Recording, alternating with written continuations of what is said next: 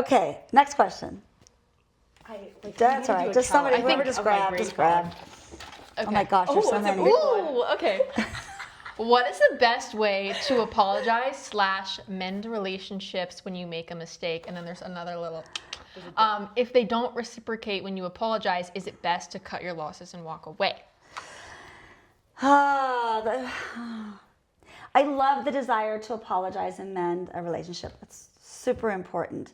So much of it depends on what you've done, your pattern and behavior, how often has it happened multiple times. If they don't reciprocate, again, that could be for varying reasons. But if you're not able to communicate your remorse, and there's no one receiving it, it's something worth considering. Is this how it's going to be?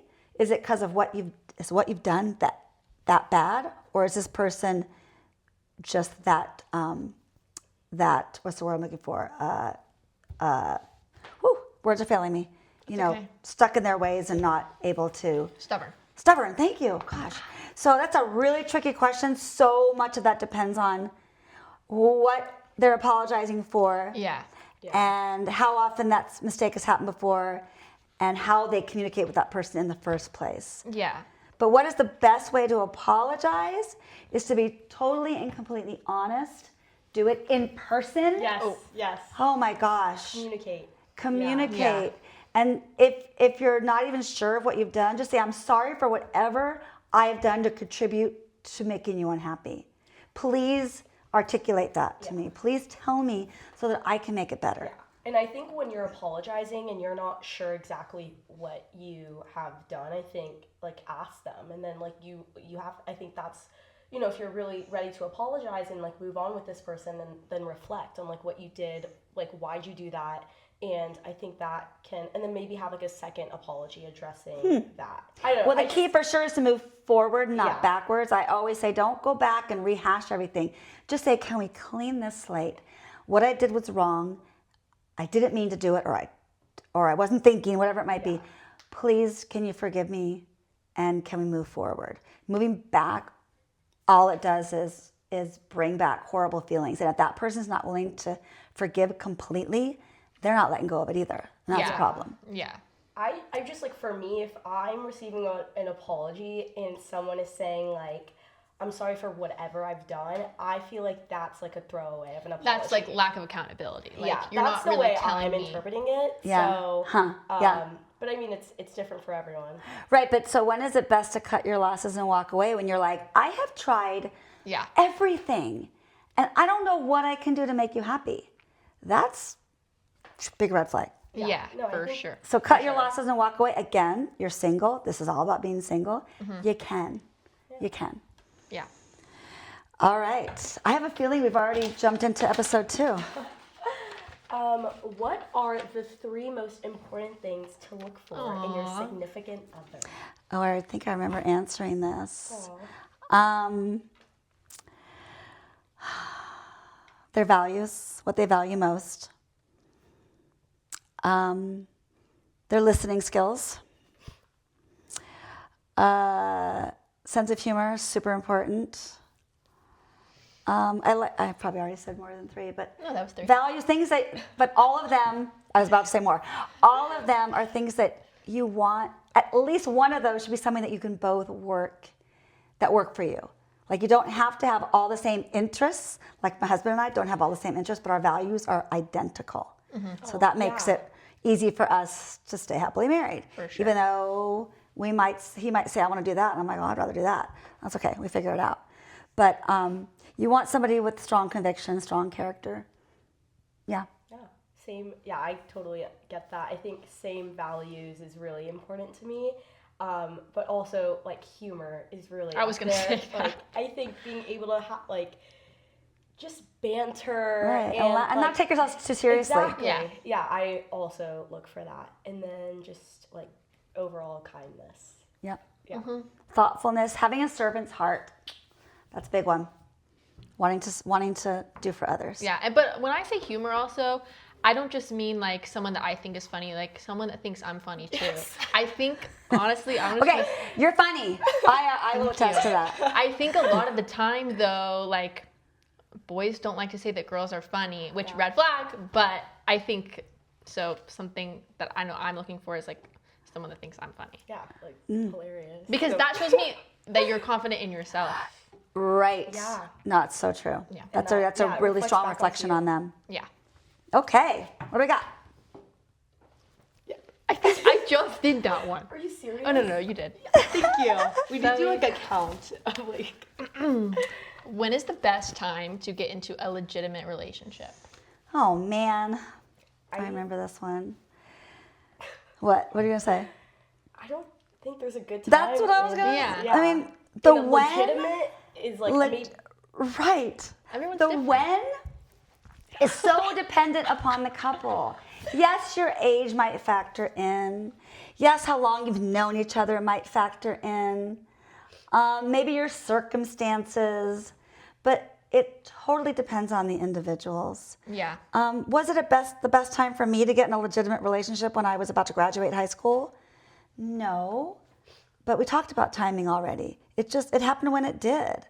I would have said no. I would have been much better if it had been 4 years later, but it wasn't. So it really depends on the individuals and how much they're willing to invest. That's really what it comes down to. Yeah. Agree. Yeah. And If you're in I- high school, I mean, doesn't anytime. Yeah. And I think legitimate. I think sometimes relationships turn into a legitimate relationship and a serious relationship, and then they grow. And then So how I'm do we- like, just if you happen to end up dating someone, enjoy that time and explore that. Right. Okay. The camera. Let's go to the next one. That's all you, baby. Okay, thank you. I need that little. Yeah. What would be a good way to balance friendships and romantic relationships? What are the values of each one? They're both very, very, very valuable. And friendships should be for a lifetime. Relationships aren't always for a lifetime. So a really good way to balance it is to make room for both. Give them both your time. We all know that when people get boyfriends or girlfriends, they tend to disappear off the planet and you never see them anymore.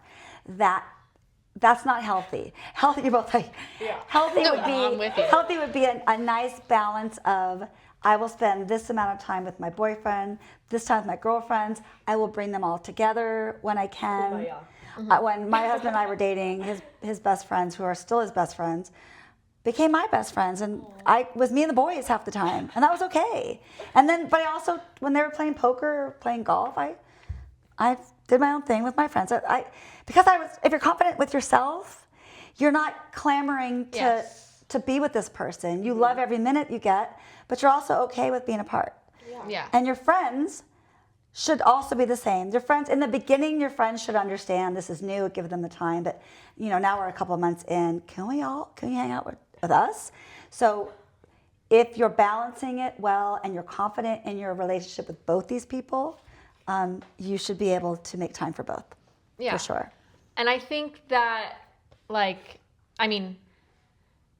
your friendships are just so important. Like, these are people that were with you before the relationship. Like, if the relationship were to end, like, you would want to also have those people to fall back on. Because they're going to be the ones who lift you up. Yeah, exactly. And I think that if it is a true friendship and you feel like they are now dating someone and they're only hanging out with them, if it's a true friendship, like, at a certain point, you can bring that up with them and be like, this is just kind of how I'm feeling or whatever. And most of the time, I think, in my experience at least, like, they're open to hearing that. Yeah. And, like, Well, again, you got to surround yourself with the right people. yes. Yeah. Surround yourself with the right people. Yeah. Like when I think of friends, I think I feel like it's really important to balance friendship, and I think a really good way to do that is just still being involved. I feel like especially in high school, people get in relationships and they do disappear off the They face of the do. earth. And that can be just they're in love, whatever, lovebirds, blah, blah, blah, blah, blah. But I think friends are also you're friends with people not because they're romantically in love with you or from blood and family. I feel like a friendship is truly such a genuine form of love.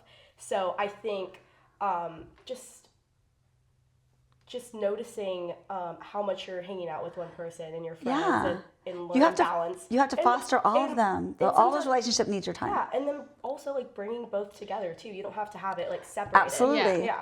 That's assuming that everybody likes each other, which is Yeah. so important. And if the romantic relationship is like not wanting you to hang out with your friendship, like Again, total Yeah. red that's a flag. problem. That's a red flag. Red Yeah. flag. Okay. Red flag. All right. How we doing? I did not wait. I don't remember. Oh, you guys, just Oh somebody yeah, grab it. just go. Oh, just go. Do you believe in soulmates? If so, do you believe that they are destined, or that you can make a soulmate? Okay, guys, are you ready for this? I do not believe in soulmates. First of all, you're not giving yourself enough credit when you believe in soulmates because you got to really work for a relationship. So give yourself that credit. But also, where you end up in your life, you're at the point right now, and so are some of my students, where you could end up here or there. Wouldn't you like to know that no matter where you go, you're gonna find somebody? If you end up in New York, if you end up in Rome, if you end up in Hawaii, you're going to find somebody. Someone's going to find you, especially if you're putting yourself out there and if marriage is your goal or partnership is your goal. So I don't believe in soulmates for that reason. I believe that when you find your person, you can feed each other's soul and have your souls unite. But soulmate, and you can be mates, but soulmate implies there's only one, and you just got to find them, or they're going to find you. There's no work involved. Yeah. That's my take on it. So you think that you can make a soulmate? I think you can, I guess, become I was soulmates. thinking that too. Sure. Yeah, I think Sure. you can end up becoming someone's soulmate. But I feel like it's very like something like Hollywood sold to us that like there's soulmate and sometimes like like first sight, first love, like sometimes that is a thing too. It is. I get that. I totally get that. But I don't want to downplay the hard work that's involved in making that happen, and making that work. Yeah. First sight, first love. It's a nice idea, but in practice, like Yeah. It's not like it happens in the rom-coms. Yeah, but yeah, I mean relationships take work. Yeah, they do. Just how like friendships do. Like Yep. if you don't see someone for a certain amount of time, if you still want to be friends with them, then you make that effort to hang out with them. I feel like that Yep. can also be applied to a romantic So true. relationship. I agree. But I believe someone can like become your soulmate. But I think that's through work, through getting to know each other, and just like genuine love. And the path that you took to get there. Exactly. Okay. Beautiful. All right, we're getting close, guys. do you think that people should date for fun or date to marry? And then there's another little if it's just for fun, then is it okay to go without labels? Whew.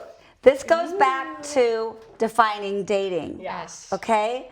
And I teach vocations, and I always teach that if you're living the single life and marriage is the end goal for you, then yes, every single person you date at whatever age, it should be, if this person is not the person, for sure you know you're not going to marry this person, move on. Don't waste your time. Even if you're a senior in high school, it's never too early to start thinking and asking yourself, is this the kind of person that I want to end up with? Defining your 20s. Defining decade. And when you do that, you're able to step away, and it opens the door for other possibilities. If you date somebody for 5 years and you know the whole time this isn't your person, you've wasted 5 years that were missed opportunities. That just breaks my heart. So yeah, I think you should date to marry if marriage is the goal. If marriage isn't the goal, I can't answer that question. If it's just for fun, is it okay to do it without labels? It depends on what you're defining it as. Hookup culture? No, I would never ever subscribe to that. But dating without labels, sure, it should be a little bit more platonic. Because once you start getting in intimate relationships with these people, then you become part of the hookup culture, which I think is about the worst thing you could do for your heart, honestly. So, should you date for fun? It should be fun. It should absolutely be fun. But your eyes should be wide open, and you should be seeing the bigger picture. Yeah. at all times. Yeah, I think the second you're not having fun anymore is when you need to like step back and just like think Right. about like what you're doing. But sometimes just having fun implies hookup culture because you're saying I'm not emotionally attached in any way. And I'm not saying yes to that, but it's okay to date, have fun. Again, you've set your boundaries. You love yourself, so you're not going to get invested in this because you're not allowing yourself to get invested. Yeah. Sure. But if marriage is the goal, yeah, you should, every person you meet, you should look at that as a potential. And if they're not, make mental notes. What did I learn from this relationship that I do or don't want to take into the next one? Yeah. Yeah. I mean, and if you are dating just for fun, is it okay to go without labels as long as you and the other person like are on the same page? Yeah. Communication. Yes. Yeah, you both have, and there's nothing wrong with saying, even after 2 dates, what's happening here? Yeah. Do you know what's happening? What is your thought? Should we talk about this? Yes, we should talk about that. Yeah. It's never too soon. And also You won't scare them away. I think somebody asked me that question that day too. Wouldn't it scare them away? And it should. And if they're confident in themselves and mature, and if it does scare them away, then you maybe they that did you a person- favor. Yeah, exactly. They did you a favor. Yeah. But I think it also just has to do like what your intentions are. Just figuring that out. Right now, where are you in your life? Are you looking to marry someone or to date to marry or date to have fun? I think exploring that for yourself is going to also give you that answer. Yeah, and if you say to yourself, I know I want to get married, but I definitely don't want to get married for another 10 years. Fine, you know that, but use that decade wisely so that there isn't any relationship that's been a waste of your time. Yeah. Yeah. Okay. I think we have one more. Can you imagine I got through all this in an hour that day? I don't know. I think this is about an hour that we're running. Yeah. How does courting work? Courting. I have no clue what this is. Courting. So how does it work? Have you ever heard of the word court? Yes. To court somebody? What do you know about it, Ellie? I know that in my personal opinion, I think that this is something that men these days aren't doing, and they're like aren't willing to do? yeah, and they're wanting the woman to court you. You get what I'm saying? Yeah. Okay. Like All right. like So- chivalry? So let me tell you what courting is, and then you can follow up with what your understanding is of it. So when people court, it's basically the kind of dating that I described, with a heavy emphasis on chastity, right? The pure of heart. So when two people are courting, they have communicated that they're courting. They have the intent to get married at some point. They have set very clear boundaries, so much so that they might even decide they don't want to kiss. And they typically have somebody that they're accountable to. So maybe a chaperone or a friend. They're actually accountable. And it becomes so much about self-control and using your self-control to set aside the body and really get to know the spirit, the mind, the heart. It's pretty, in my opinion, it's a little more strict than just dating. But you can set boundaries in dating that actually align with courting. You're holding yourself accountable, right? When you set up those boundaries, you're holding yourself accountable. I am dating this person with the purpose of marrying them. So I'm going to take it very, very slow and be very intentional. I'm going to be accountable to me, to this person, and to anybody else in our circle that's a witness to this. That's what courting is. So I want to know what your, only because many people might misunderstand it or take it the wrong way. You were separating guys and girls. Tell me what you were thinking. I mean, I think that. Well, okay. I don't want to get misunderstood. That's okay. You're not.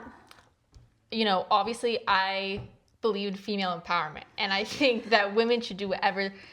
You know, if they want to, maybe start the courting process, and even though it's more traditional for a I man see what you're to, saying. Okay. like, I think if that's something you want to do, go for that. But I think it comes down, I guess, a lot to respect. Okay. And like, if you're wanting to court someone, then you're respecting them.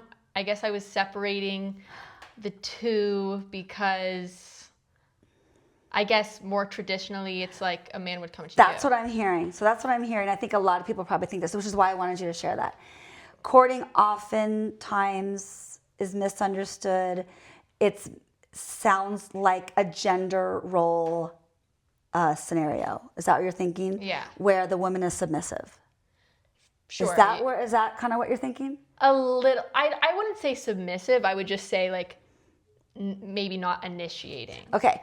So I'm happy to report that at least I don't think in my definition of courting that it matters who initiates it.